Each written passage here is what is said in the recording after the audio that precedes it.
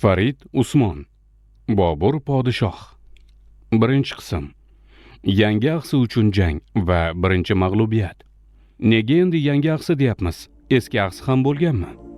Kitobxon uchun aniqlik kiritish maqsadida biz Bobur va Dunyo jurnalining 2018-yil noyabr-dekabr soni uchun boburshunos olimlar Zokirjon Hoji Mashrabov, Boqijon Matboboyev, Vahob Rahmonlar tomonidan Bobur qurdirgan maqbara topildi maqolasiga murojaat etsak-da, so'ng hikoyamizni davom ettirsak. Maqolada mualliflar buyuk mutafakkir olim, To'raqo'rg'onda tug'ilgan Ishoqxon Ibrat Farg'ona tarixi kitobida va Turkiston gazetasining 1913-yil 48-sonida hozirgi axsi ikki yerda bo'lib, birini eski axsi, birini yangi axsi derlar. Eski axsining buzilgan tarixi 1030-melodiyda bo'lgan ekan, andan buyon mazkur axsini hech bir podshohlardan yoki fuqarolardan obod qilgani yo'q deb yozadi.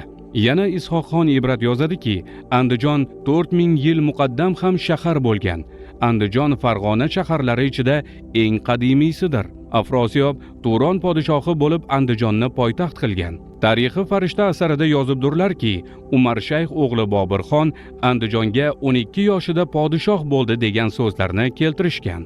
Ana endi hikoyamizni davom ettirsak. Tambal allaqachon 2-3 ming yaxshi qurollangan kishilar bilan kelib, ko'prikdan o'tdi. Ark ichiga kirib bo'ldi.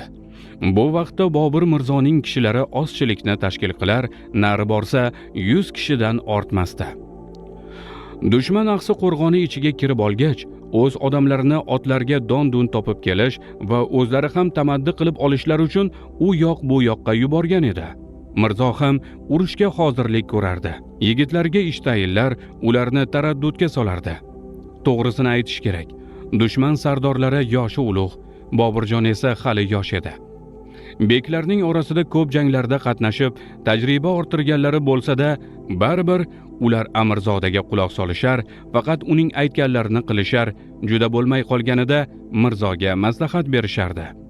Mirzo o'ziga qarashli yigitlarni jangga hozirlab qo'yib, otasining maqbarasi joylashgan yerga bordi. Kengashda vaziyatni maslahatlashib olish uchun ukasi Jahongir va Nosir Mirzolarni chaqirtirdi. Xuddi shu payt dushman Tambal tomonidan Qambarali va boshqalar sulh tuzishga kelishib olish uchun kelib qolishdi. Qambarali qora cho'ponda, boshqalar qo'y junidan qilingan qishki kiyimda. Ular Mirzoga ta'zim qilgan holda uning qarshisida tiz cho'kdilar. Hali Mirzoga bir og'iz so'z demasdan Nosir Mirzo akasining qulog'iga sekin shivirladi. Bularni tutmoq kerak. Tashvish tortmang Mirzo, hozir bularni tutish vaqti emas. Sulh zarur. Sal ish epag'iga kelsin. Chunki ular ko'p, biz ozmiz. Ular ark ichida, biz tashqi qo'rg'ondamiz. Hali Bobur gapini tugatar-tugatmasdan Nosir Mirzo Ibrohimbekka imladi. Mirzo nima o'y bilan bunday qildi, Bobur Mirzo tushunmay qoldi. Har holda xatoga yo'l qo'yilgan edi. Yigitlar sulh taklif qilib kelgan dushman vakillariga tashlanishdi. Darhol ularni qo'llarini orqalariga qilib bog'lashdi. Ish isloh chegarasidan chiqdi. Bandalarni asir qilib jangga otlanishdi. Beklar ulovlariga minishib, shaharning o'zlariga tayinlangan tarafiga qarab ot qo'yishdi. Shaharning o'rtasidagi tekis maydonda Bobur ot o'ynatardi. Unga Nosir Mirzo mag'lub bo'layotgani haqida xabar qilishdi. U otini yeldirib Mirzo tomonga yetib bordi. Ukasini qurshab olgan dushman ustiga ot soldi.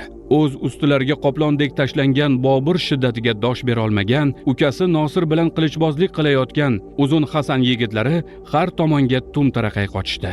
Ikki otliqni keng yerga siqib borgan Boburning oti oyog'iga qayerdandir yoy o'qi vizillab kelib sanchildi chog'i, belini bukib ustidagi egasini uloqtirib yubordi.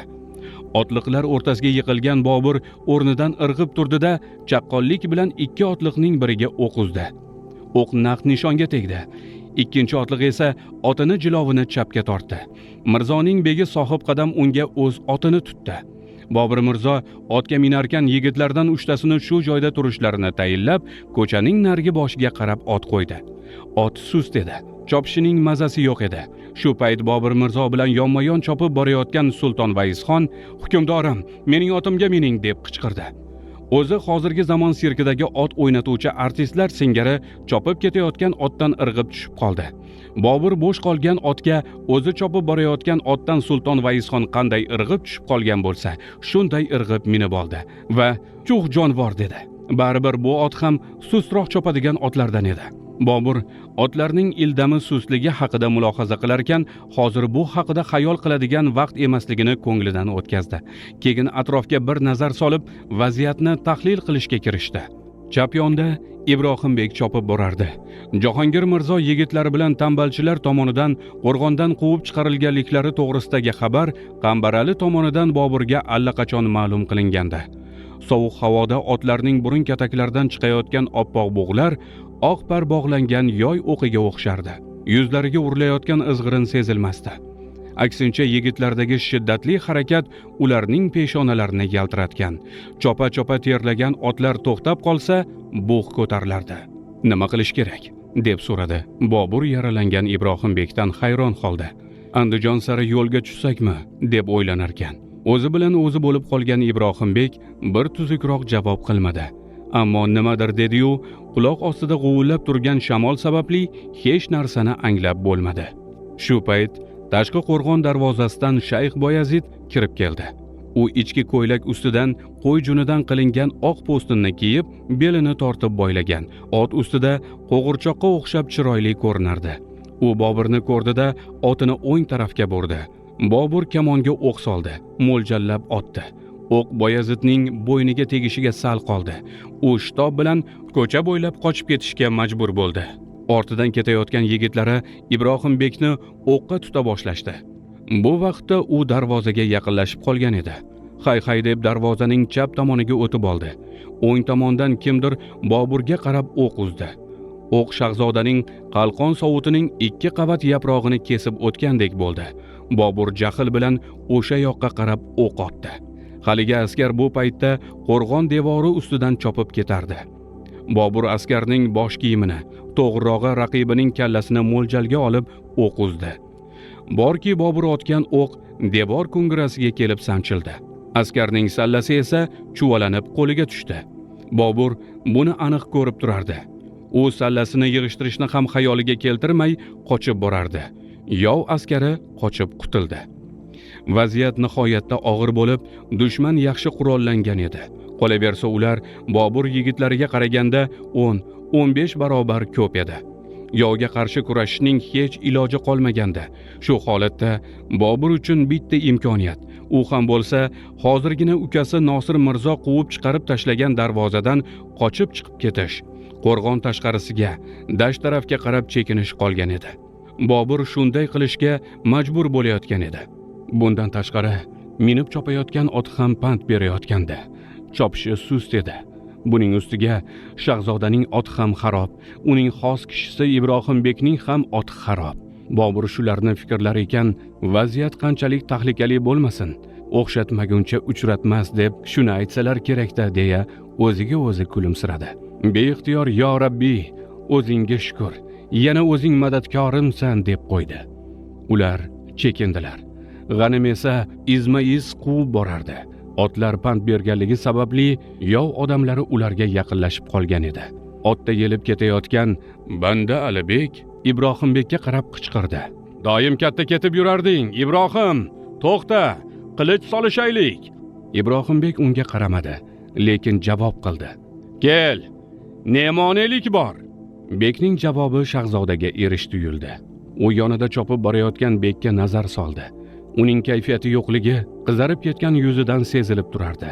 Beaql odamgina bunday mag'lubiyat paytida qiziqqonlik qiladi. Bevaqt kerilish kimga kerak? Ahvolini salcha sekinlash, to'xtash vaqti emas edi. Bobur Mirzo buni yaxshi bilardi. Shuning uchun otini yana niqtay boshladi. Ibrohimbek ortda qolib ketdi, lekin uning jon achchig'idagi nidosi Shahzoda qulog'iga chalindi. "Mirzo, hoy Mirzo, hukmdorim!" Bobur qayrilib qaradi. Ibrohimbekka o'q tekkan edi. U shiddat bilan otini ortga burdi. Yonida ketayotgan Xonquli Shahzoda otining jiloviga qo'l cho'zdi. Otni bir siltab hayqirdi. "Bemahal qaytmoq bu." Ular axsidan 4-5 chaqirim yiroqlashgan edilar. Endi qirlar, past baland joylar boshlangandi. Keng, unda bunda daraxtlar o'sgan chuqurlik, balandlik joylarda qor qalin edi. Otlarning izg'irin havo bag'rini yorib shitob bilan oldinga intilishlari ancha susaygan. Yov xavfi ortda qolgan. Qutulganlar qutulib, asirga tushganlar allaqachon asirga tushib bo'lgandi. Ular daryo yoqalab otlarni yeldirib borisharkan, pastga qarab ketgan so'qmoq boshlandi. Endi bu joy ancha xilvat, kimsasiz edi. Otlar yo'rtirib borildi va yanada pastqamlikka tushildi. Kech kira boshlagandi. Sovuqda junjikkan quyosh allaqachon ufqqa bosh qo'ygan. Qirlarning baland joylari qovog'ini uyib pastqamlikni qorong'u tusga kiritgan. Qorong'ulashgan pastqamlikdagi kenglikda 8 otliq to'xtadi. Bobur va yigitlari otdan tushdilar. Otlar biroz bo'lsa-da nafas rostlardi. Yigitlar peshona terlarini sidirishar, ba'zilari qo'ynilaridan durralarni olib yuzlarini artgan bo'lishdi. Bobur xiyol tepalikka chiqib atrofga nazar soldi. Orqa tarafda qir tepasida 20 chog'liq yov otliqlari turardi. Ular faqat 20 chog'liqmi yoki ko'pmi g'ira-shirada bilib bo'lmasdi. Mag'lub safga bir hay so'zi kifoya deb bekorga aytilmagan. Mirzoni hadik bosdi. U hech so'z demasdan otiga irg'ib mindi. Yigitlar ham otlanishdi. Bobur, agar ular 20-25 kishi bo'lsa, shu 8 yigiti bilan ularni mag'lub etishga aqli yetardi. U yov ortida yana yov bo'lsa kerak, yaxshisi chekinish deya xayollandi-da, to'xtamay yurishga qaror qildi. Urushda ish yurishmadimi? Uning chorasi qutulish, omon qolmoq. Boburning yosh, o'spirin aqli unga shunday uqtirib turardi. Shunday qilib u to'g'ri yo'l tutardi. Bobur 19 ga yetmagan yoshida ancha-muncha janglarga kirishga ulgurib, ancha tajriba to'plagan. Vaziyat noziklashganda undan chiqish yo'llarini yoshi bir joyga borgan, ko'p ish ko'rgan sarkardalardek bilib qolgandi. U shitob bilan otiga mindi-da, qurshovda qolmaslikni fikrlab, tezda yo'lga tushdi. Tez ot choptirdi. Ot esa holdan toyib borardi. Yigitlari esa birin-ketin qolib ketishgandi. Endi u o'zi edi. Ostida sadoqatli begi Mirzaqulning oti. Bobur bir o'zi horgan otni choptirib borardi. Sadog'ida nari borsa 20 tacha o'q. Ostida horib charchagan ot jon halagida chopib borar edi. U shunday zaylda ketib borarkan, qarshisidan 2 otliq chiqib qoldi. Ular yov odamlari edi. Yov odamlari bo'lsa ham qarshisida tiz cho'kdilar, Mirzoni tanib unga ta'zim qilishdi. Ta'zim qilgani bilan baribir yovdi. Xayolidan o'tkazdi Mirzo. Otini burib yeldirib ketdi. Otliqlar unga ergashishdi. U o'qim boricha otishay deb o'yladi ham. Yo'q, yaxshisi toqqa yetib olay. Unga tirmashay. Oyog'im zarbi kuchli. Ularni o'sha joyda bir yoqlik qilaman. Otning madori qolmadi. Yov kishilari Boburga o'q otar joygacha quvib yetib olishdi. Bobur esa o'q otmadi. Yov kishilari o'zlarini ehtiyot qilishib, ular ham unga yaqin kelishmadi. Bobur toqqa yaqinlashdi. Endi u otdan tushib piyoda keta boshladi. Shunda ergashib kelayotganlardan biri baland ovozda "Qayerga borasiz, Mirzo? Taslim bo'ling!" deya baqirdi. Bobur javob bermadi. U bilardi, kichik inisi Nosir Mirzo ham yov qo'lida edi. Agar u ham qo'lga tushsa, yo'q, u qochib qutulgani yaxshi. Uning tirikligi ukalarining tirik qolishiga imkon hisoblanadi. Yov istasa istamasa o'z jonini ham o'ylaydi. Bobur tirik ekan, asrdagi shahzodalarga qo'l tekizisha olmaydi. Bobur baribir hadiksiradi. U podshoh avlodi ekanligini yaxshi biladi. Podshoh zodalarning esa jamiyatdagi mavqei baribir o'zgacha. Mana hozir ham yov 2 kishi bo'lishiga qaramay unga yaqinlasha olishmayapti-ku. Shunaqa. Bobur shahzoda, u g'olib bo'lishi kerak. G'olib bo'ladi ham. U xufton namozigacha yurib bordi. Endi tog' ancha yaqinlashib, yirik toshli yo'l boshlandi. Otlar yura olmay qoldi. Bobo Sayrami bilan Banda Ali ham otdan tushishga majbur bo'lishdi. Keyin so'zlashdi. "Bek", dedi Sayrami. "Qorong'u kecha boshlangan bo'lsa, yo'l yo'q. Qayerga borasiz? Sizni Sulton Ahmad podshoh qilib ko'tarmoqchi. Ko'nglim", dedi Bobur. Yurib borar ekan dadil va ishonchli ovozda. "U yoqqa tortmayapti. U yerga qaytib borish hech ham mumkin emas. Agar xayolingizda menga xizmat qilish bo'lsa, mayli, yo'l boshlang. Oldim, olmadim. Qayerga borsangiz ham xizmatingizda bo'laylik. Banda Alining bu gapi Bobur Mirzoga ma'qul bo'ldi. Lekin uning ichki tuyg'ulari bu gapga ishonma deyayotganini ham bilardi. Bilardi-yu, qop-qorong'i qish tunida yakka yolg'iz yurgandan ko'ra uni ham ta'qib qilib, ham hamroh bo'lib yurgan, istasalar Bobur Mirzoga xizmat qilishlari mumkin bo'lgan navkarlarning unga yo'ldoshligidan ko'ngli to'q edi. Bobur yashagan davrda taomil shunaqa edi. Navkarlar qaysi holda, qayerda bo'lishlaridan qat'iy nazar, shahzodalarga xizmat qilishlari majburiy hisoblanardi. Amirlar, shahzodalar o'sha davrning odaticha daxlsiz bo'lishgan. Ularni asir olish, to'g'ri kelsa qatl qilish kuchlar nisbati teng bo'lgandagina, g'oliblik ochiq oshkora tantana qilingandagina amalga oshirilgandi. Mana hozir ham Bobur mag'lub edi, lekin u amirzoda edi. Navkarlar shuning uchun yov navkarlari bo'lishsa-da, unga xizmat qilishga ont ichishmoqda edi. Ammo Bobur ularga ishonmasdi. U eng avvalo o'z kuchiga, qolaversa amirzodaligiga ishonardi. Shuning uchun unda hadik tuyg'ulari shu daqiqalarda hukmron edi. Ular kechaning 4dan 3 qismini yo'l yurish bilan o'tkazishdi. Tong otarda ular Karnon soyga yetib kelishdi. Soyning narigi tarafi kichkinagina qo'rg'on edi. Bu qo'rg'onning begi Banda Ali edi. U atrofni yaxshi bilar, qaysi ko'cha qayerga olib chiqadi, xonadonlarda kimlar yashaydi, qo'rg'on tevaragidagi bog'-rog'lar, dalalar, do'ngliklar, toqqa tutashib ketgan qirlar va undan narlar unga 5 qo'ldek ayon edi. Tong yorishay deganda Banda Ali qishloq tarafga qarab ketdi. O'zlariga, otlarga yemish izlab topib kelish uchun jo'nadi. Bu orada bobo Sayrami g'ova yo'lini tekshirib keladigan bo'ldi. U anchadan keyin kelib, yo'lda bo'ka boshliq otliqlar izg'ib yurganini aytdi. Boburni yana vahima bosdi. Shu daqiqalarda uning uchun tong yaqin u, murod yiroq edi. U Sayramiyga o'girilib dedi: "Bir yerga boshlanglar endi. Kunduz unda berkinib, kechasi otpot topaylik. Bu otlar bilan uzoqqa borib bo'lmaydi axir. Ularni almashtirib, Xo'jand suvini kechib o'tamiz. Xo'jand sari boramiz. Banda Ali qaytsinchi, tadbirni ko'rarmiz. Mana bu tarafda", dedi u qo'li bilan ishora qilib. "Bir tepalik bor. Unda yashirinsak bo'ladi." Bu orada tong otdi. Hamma yoq yorishdi. Tun o'rnini to'laqonli kunduz oldi. Havo tip-tiniq, sovuq bo'lgani uchun bu tiniqlik yanada jarangdor, yana ham sip-silliqqa o'xshardi. Banda Ali har taraf ko'zga aniq tashlanadigan bo'lib qolganda qaytib keldi. Otlarga yemish yo'q, faqat o'zlariga tandirda yopilgan qayroqi bug'doy unidan qilingan 3 ta non topib kelgan edi. U nonlarni birini qo'ynidan olib Bobur Mirzoga, so'ng ikkinchisini Sayramiyga uzatdi. Ular nonni qo'ynilariga solishdi-da, tepalikka qarab ot surishdi. Tepalikka chiqib olishib, otlarni bir yerga bog'lashdi. Uchchovlon har tarafga qarab qorovullik qilib o'tirishdi. Kun shu zaylda o'tkazildi. Vaziyat og'ir edi. Atrofda Bobur uchun o'lim xavfi izg'ib yurardi. Dushman qaysi tarafdan kelib qoladi ma'lum emasdi. Shu narsa ma'lum ediki, dushman g'olib edi. U agar kelib qolsa, boshlariga qilich solishi aniq edi.